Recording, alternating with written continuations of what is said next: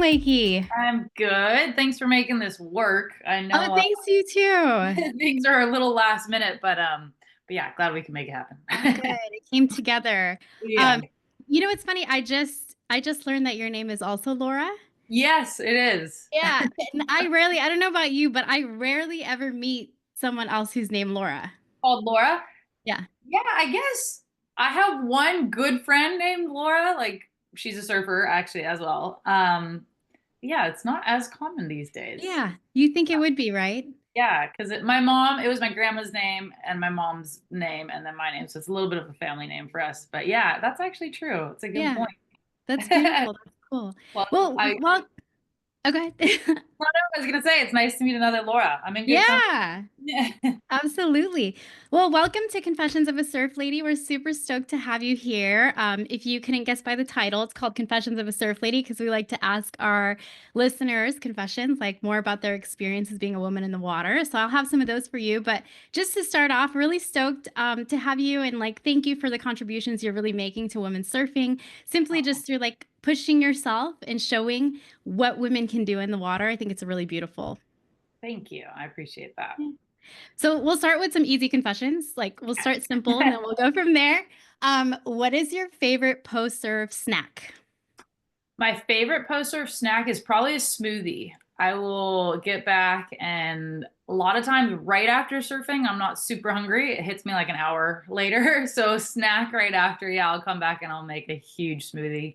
Blueberries, bananas, protein powders, cacao, all the good stuff. So yeah, that's what I go to. Perfect. Do you have a particular like habit or ritual that nobody knows about that you do either anytime you're free surfing or going into competition? Um, Less free surfing. I mean, I have like a little warm up in that, but I think competition, I have a bit more of a ritual for sure. It's like a little bit more scheduled. My hour before I'm gonna compete or start the heat. Yeah, I definitely have a ritual as to like exactly when I kind of warm up, what I'm listening to. But I would say more specifically, like right before I hit the water to surf a heat, usually you'll see me on the beach, like legs crossed, and I do a little breathing. So that I try and do every time before I surf a heat at least. So it's a little visualization thing I do. Yeah, that's great. Okay, tell us some of your favorite like pump you up surf songs because people love adding stuff to their. People love this one. Yeah, I yeah. know. I wish people could just plug into all the competitors and see what everyone's listening to. I feel like it's so different for everyone. I listen to a lot of rock and roll, so like AC/DC, that sort of thing, and then also rap. So Eminem, like Lose Yourself is always a really good one. Cinderella Man's always a really good one. Yeah, so it's either like rock or rap, depending on my mood, but it's one of those usually. Have you added Dochi to your playlist yet? No, I haven't. Okay, yeah. I'll send yeah, you have to add Dochi because so good. Okay, I Yeah, will. and then Flo Millie is another girl, another female rapper that Okay. I'm in love with her right now. So you can add those and Okay. hopefully we'll bring I you. actually will. We have El Salvador this week, so it's perfect timing. I'll be preheat listening to the girls. Yeah, nice. Yeah. Tell us about a moment recently in the water that just like brought you joy. That's a great question. Geez, every time. The first thing that comes to mind, we were just in Portugal competing recently, and I always go for really early morning free surf before the contest day. And it was just the most stunning sunrise. It was like full moon setting, the sun was rising, the clouds were all pink, the whole tour was out there, and the way was really fun. It was just a moment. There was like a rainbow. So yeah, that was a moment recently that was really stunning. It never gets old, but It that never gets old. yeah, the like moon set to sunrise, it was really beautiful. So that was one. Oh, that's special. Yeah. Um, I'm curious because you're so competitive and you're like in this competitive scene and like really on a world stage. I Mhm. feel like surfing is such a personal relationship. And how do you preserve that still being a personal relationship for you while having to like perform and compete and be on stage, in front of the world surfing? Um, I think it's a great question because surfing is so unique in the way that I feel. as a professional surfer, it's my job to go compete professionally and surf these events. But also the thing I want to do when I'm not competing is go surfing for fun at home, which is really unique. I think most people don't want to do their day job when they get time off in a way. But I think for all of us surfers, we just love surfing and fell in love with surfing originally for the fun of it.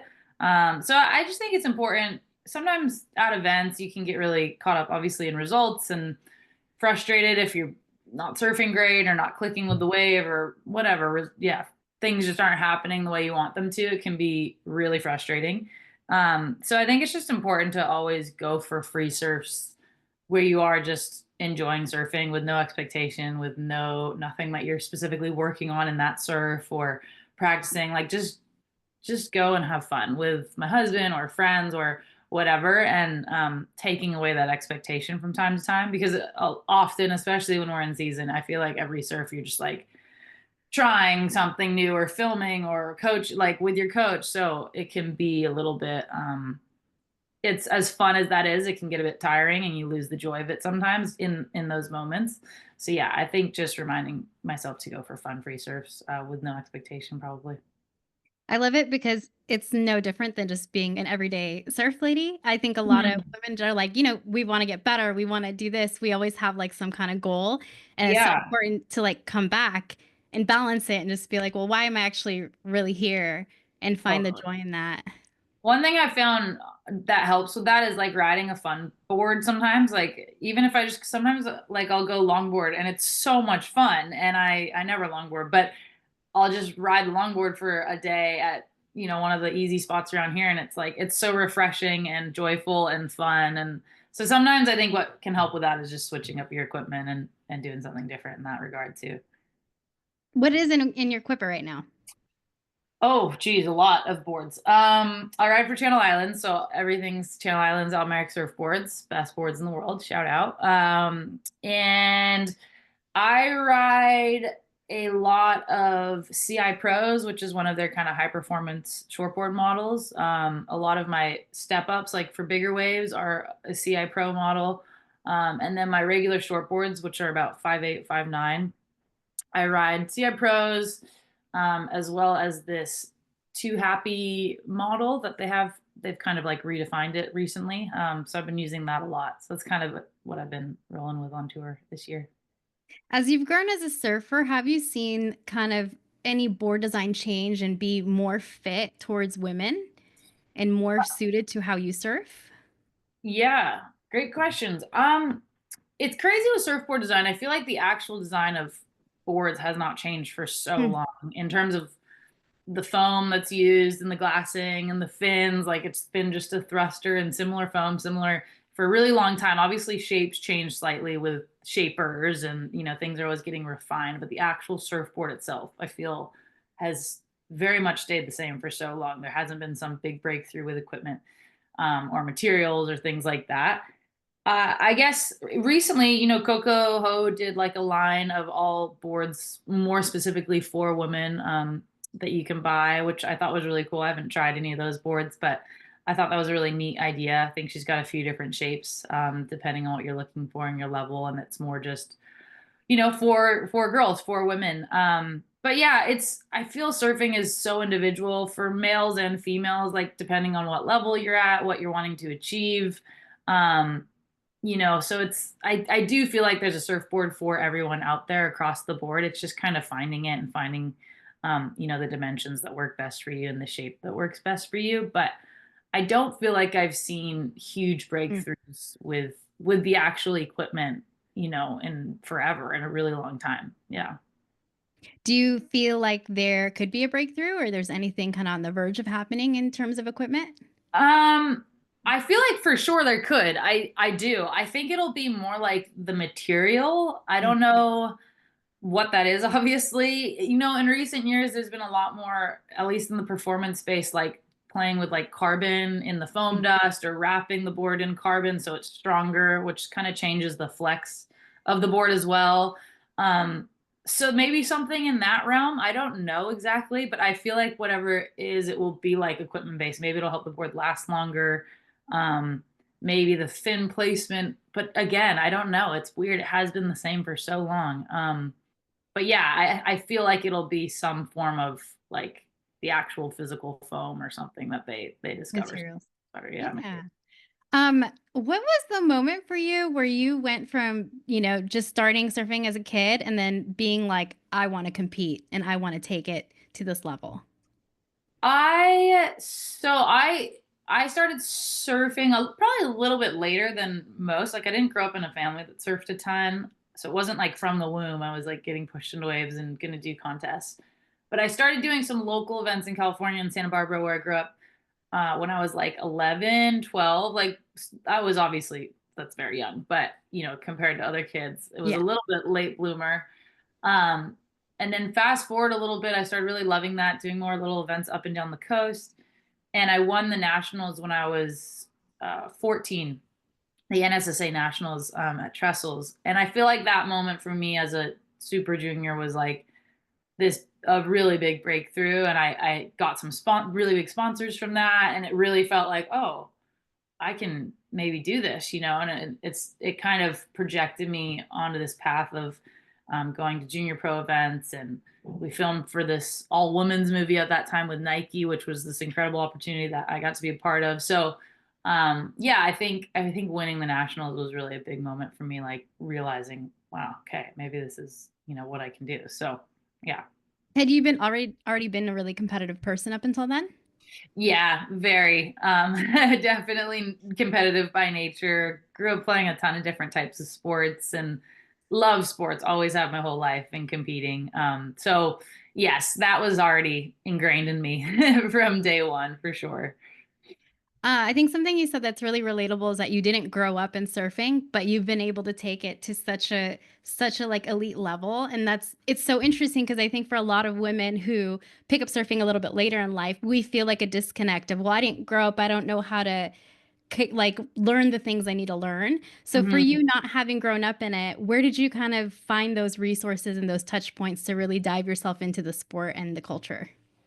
I think for me, obviously, so I grew up in California. I grew up by Yeah. the ocean, like a beach kid, and that was normal for the family to go to the beach or whatever. But what really helped, and I think my parents did a really good job of this, is surrounding myself with, I started working with Mike Parsons, who's a legendary big wave surfer. When I was really young, like when I was about 15, I started working with him, and he's been in the industry for his whole life. Now he manages and coaches and all the rest. But um, I think they signed me up to work with Mike, and I think being with someone who just like knew the ins and outs of, hey, let's do these contests next, and then you go to this, and then you go to that, because we really had no idea. So I think just surrounding myself with people who could help like guide me was really helpful, but also that wasn't putting any pressure on me. It was more just a helping hand of like, this is kind of how it works and this is what we do. So I feel like for anyone who maybe doesn't have the knowledge or the background of how that works and how to get involved and how to start, just asking questions, whether you're hiring someone as a coach full time or just asking questions to people who do have a little bit more knowledge of you or someone you maybe met in the surf of like where to start and where to go, and then from there it'll naturally just snowball and you learn. But yeah, I think that was really helpful for me. Yeah, I love that. It's really about like showing up, asking questions, being curious, and then like letting the process take you where you're meant to Yeah, go. Yeah, that's sure. beautiful. Okay, so we have some questions that we ask confessions for on the show. So one of them, the very first one we started with back in 2020 was, how do you feel about the way women are represented in the surf industry? And since there's been some time since this question was asked, I want to Yeah. kind of ask it in terms of like how you've seen it change over the years and where it's going. Geez, it's been really cool. I've been on tour a long time now, Yeah. and it's been cool to see so much change in, I think, a really positive way. Obviously, with still growth and change that needs to be done. But certainly since my first year on the championship tour, which was 2012, to now, it's immensely changed. Obviously, for us who compete, the prize money has now caught up to what the guys make. It used to be, I remember I won my first event in 2012, my rookie year, and I was on the podium with like they gave me like the big check, which was cool. And it was $15,000. And the guy who won was holding a check for $100,000. The same event, same everything. And so now that that has come, all the way to where we're getting paid the same as the men, it's a legitimate, career path for women. I think that's been an incredible step forward. And thanks to the WSL for stepping up and helping do that. And then also too, I just think the stigma around women in surfing and what we can do, and Mm, you know, it's not just about us in bikinis looking cute. It is about us competing and surfing really, really well. And I think the whole world has way woken up to that women surfing is rad and amazing, and these girls are ripping. And it's not just we're going to sponsor a girl surfer because she looks good in a bikini. It's more like we're going to sponsor her because she's doing really well and an amazing athlete. So obviously that's come really, really far also, which is fantastic. And yeah, I think something all of us girls are really proud of. So it's been really cool. More to go still, but those are probably the two biggest things I've seen change in my time so far. Yeah. where would you say that it needs to go?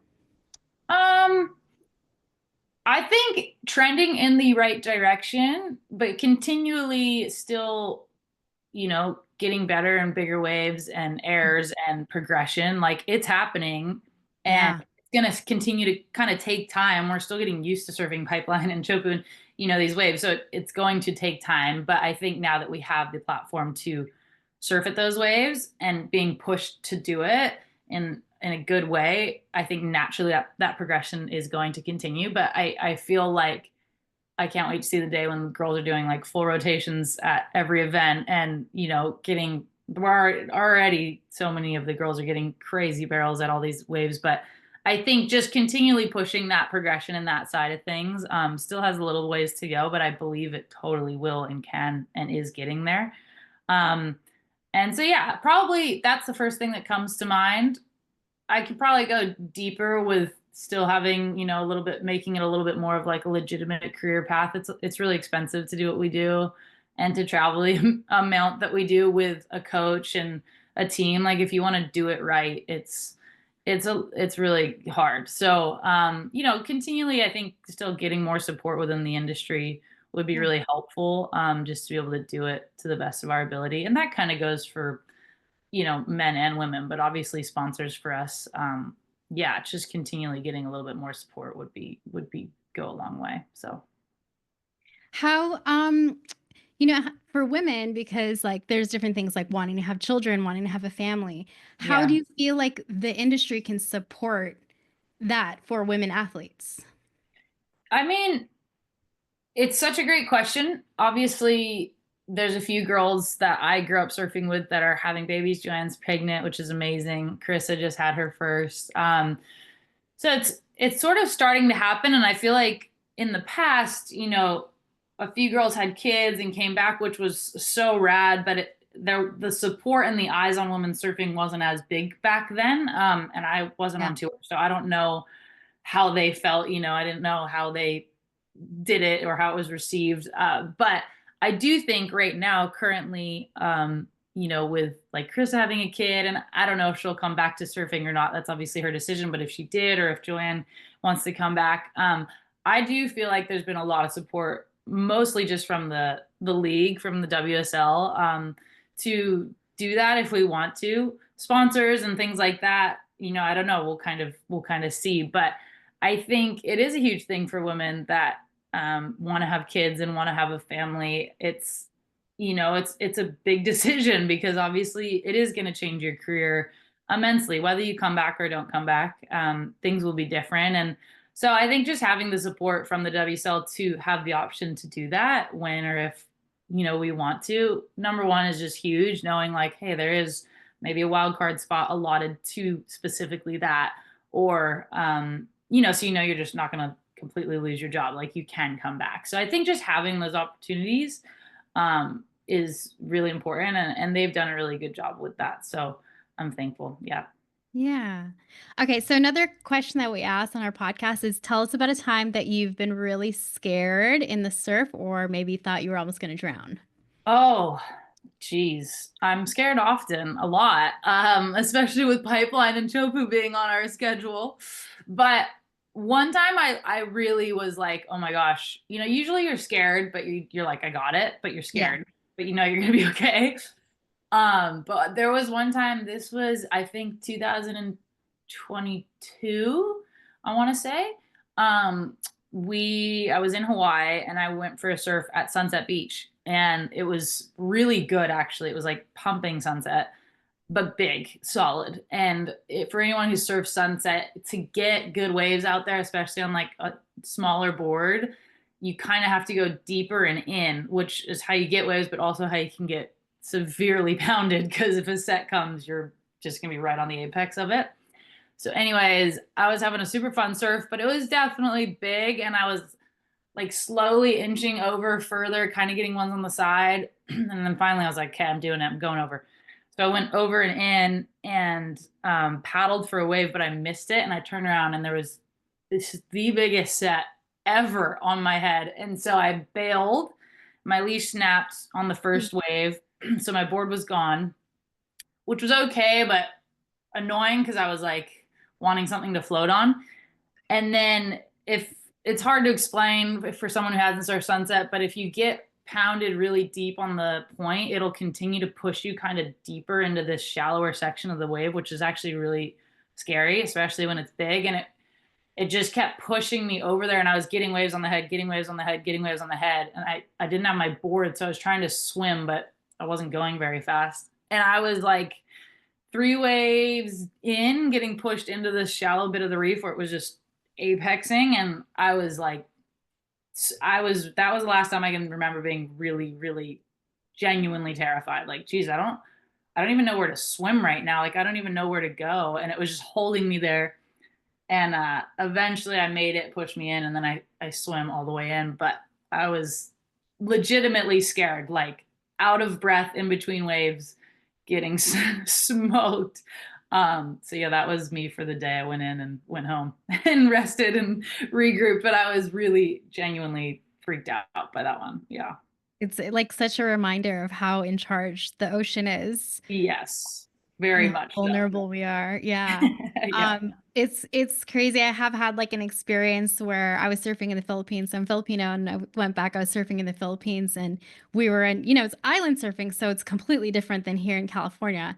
And Yeah. we went off surfing at a reef and just set after set was coming. And one of the times I got pushed down, and when I came up, like I just was like, I saw another set, and in my brain was just like, I don't know what happens.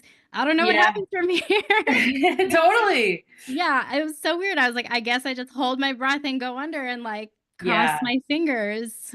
Yeah, you're at the mercy at that point. You got to just relax, but it's really hard. It's really scary. So, It's crazy. Yeah. And like in that experience for me, I was like, I guess like I made it. So does that mean I was like lucky or I can handle it? I'm not Mhm. sure what the line is. I Yeah. know. Yeah, it's a fine line. It can be, yeah, you're definitely at the mercy of the power of the ocean, but I don't know. It How do can you be. push that, when you're approaching bigger waves, more critical waves? Um, it's a good question. It's it's like this fine line of like this razor's edge of being super scared, but you can do it, and then maybe to a point where it's like that's a little too much right now for you.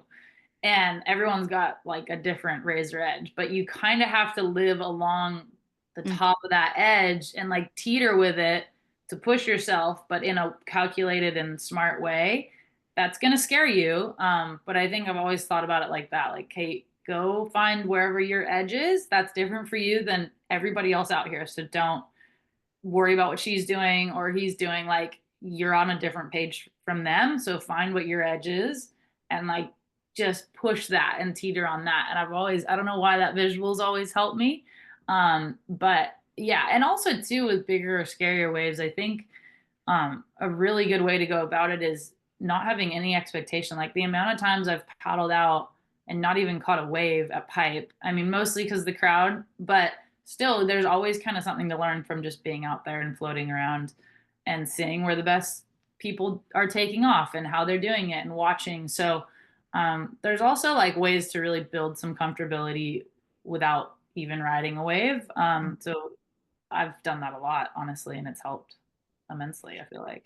When some of these situations are so heightened and like you're going out there and sometimes day after day after day, how do you like, because I always feel like your nervous system like is operating up here, right? How do Mhm. you take care of your nervous system and kind of decompress that and bring that all back down when you get out of the water? I mean, that's a good question. I think I'm still working on figuring out how to relax myself, especially when I'm out there and scared and nervous. And then when you come in and you can be super shaky and nervous, just full of adrenaline. Um, I think just breathing exercises can really help with that, like really slowing down your breathing pattern. I do that a lot when I'm in heats, actually.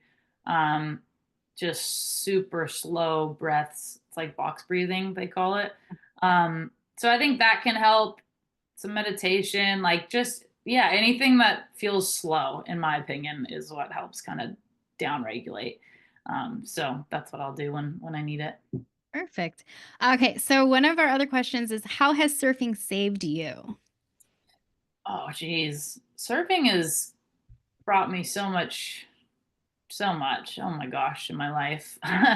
It saved me multiple times over. But I think this isn't crazy specific, but I think what I maybe has saved me over and over again with surfing is just how present it makes you feel and in the moment it makes you feel. There's not that many things that, at least in my opinion, I've come across that bring me into the present moment like that, especially in today's world. It's so busy. There's phones and computers and like it just feels like it's go, go, go all the time. And I feel like every time I go surfing, whether I'm competing or free surfing or no matter what, you stand up on that wave and just everything goes away and blacks out. And I just think that feeling is so beautiful and important to have in life, like that true present moment. And so for me, I would say that's my favorite thing about surfing and probably what's brought me a lot of peace and saved me a lot of times when things have been tricky or hard in my life, like just being able to go somewhere and yeah, just find that like joy and peace and presence is incredible. So probably that I would say, which is a little bit of a long-winded, weird answer, but that's what makes sense to me, anyways. Yeah, that's beautiful. What are you excited about right now? Well, right now I'm excited. I'm going to El Salvador tonight for a contest we have down there this week, and then we go to Australia right after that for three events in Australia: Bells Beach, Snap Rocks, and Margaret River. Yeah. And I love all these events coming up so much. So that's probably what I'm excited about is these next kind of four events on the horizon. It's been a really big year already with a lot of travel. So I'm looking forward kind of to getting to Australia and being in one country for a little while and just being there and surfing and enjoying it. But yeah, looking forward to all these upcoming events at the moment. Perfect. Okay, before we wrap up, is there anything you want to ask me? Oh, that's a good question. What brings, what do you love most about surfing?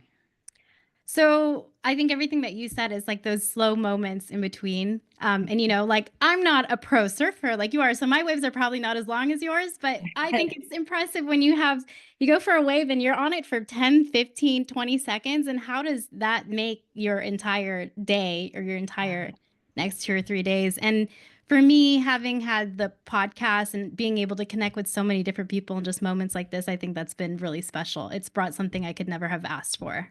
Yeah. Yeah, that's awesome. I love that. It is. It's so cool with surfing. Like, doesn't matter your level. It's just as fun and that same feeling for everyone, whether it's a big wave surfer surfing like a 50-foot wave or someone longboarding down at Doheny. Like, it's that same feeling. It's just different levels for everyone, but I think everyone enjoys that exact same type of feeling that surfing brings. So that's really cool.